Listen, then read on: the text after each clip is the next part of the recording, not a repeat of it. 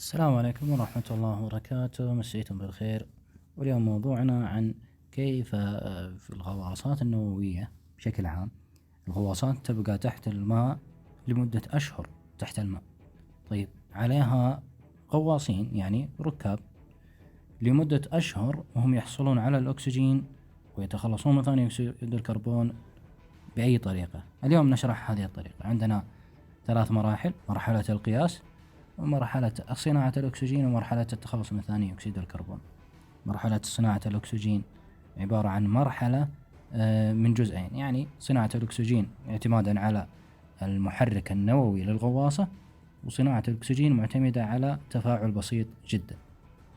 طيب، المرحلة الثانية اللي مرحلة التخلص من ثاني أكسيد الكربون، كذلك مرحلة التخلص من ثاني أكسيد الكربون تعتمد على مرحلتين: مرحلة تأتي بأنه المحرك النووي الخاص بالغواصة النووية، لكن إذا حصل عطل أو ما نحتاج إلى شيء بسيط جدا أو تفاعل بسيط جدا يخلصنا من ثاني أكسيد الكربون.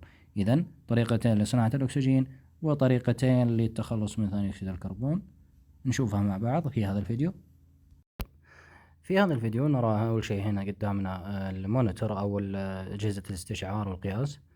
كذلك عندنا أجهزة استشعار على مستوى صغير يعني قصير جدا مثل هذا الجهاز اللي نشوفه، أجهزة قياس مستوى الغازات في داخل الغواصة. تصدر لنا نوع من الطنين أو التنبيه أثناء تعقب وين مكان تسريب الغاز. طيب، من أحد الطرق أنك تضع كهرباء في موية، وعندنا مدام عندنا نيوكلر على قول نيوكلر انجن أو رياكتر مفاعل نووي، نقدر نطلع أكسجين من تفاعل الكهرباء أو قطبين داخل المحلول ملحي، قطبين داخل محلول ملحي، وهذا ما يحدث. لازم ننقي الموية في البداية H2O صافية جدا زي ما نشوف في الصورة، ثم نضيف المادة تعطينا نقاوة جيدة من الماء وهذه المادة الكيميائية، فينتج لدينا الأكسجين مثل ما نشوف في هذه الصورة.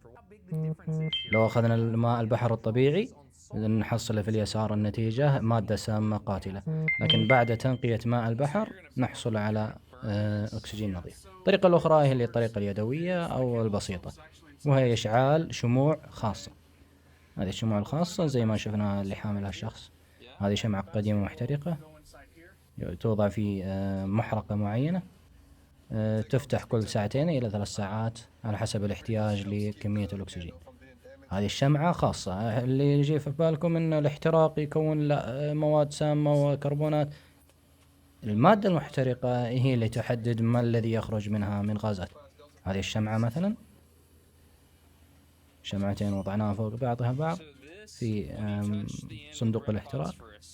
هذه اللي في اليمين هذه اللي نشوفها عبارة عن ملح، والحين نشوفكم ملح ومواد أخرى، طبعا ملح وحديد تم وضعها داخلا.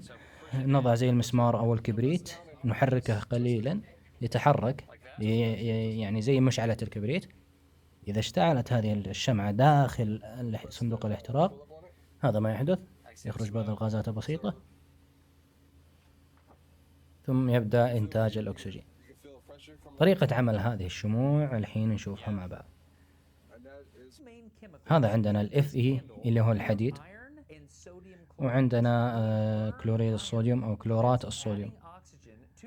كلورات الصوديوم أثناء احتراق الحديد، يوم نشعل الاحتراق في الحديد، حديد وأكسجين، ويعطينا حرارة ويعطينا مادة، المادة هذه تنتج لنا حرارة. الحرارة تقوم باحتراق كلورات الصوديوم، ينتج عنها ملح وأكسجين أكثر من اللي احترق، فيصبح هذا الاحتراق منتج للأكسجين، وهذا استخدم في محطات الفضاء وصواريخ الفضاء من قديم الزمان.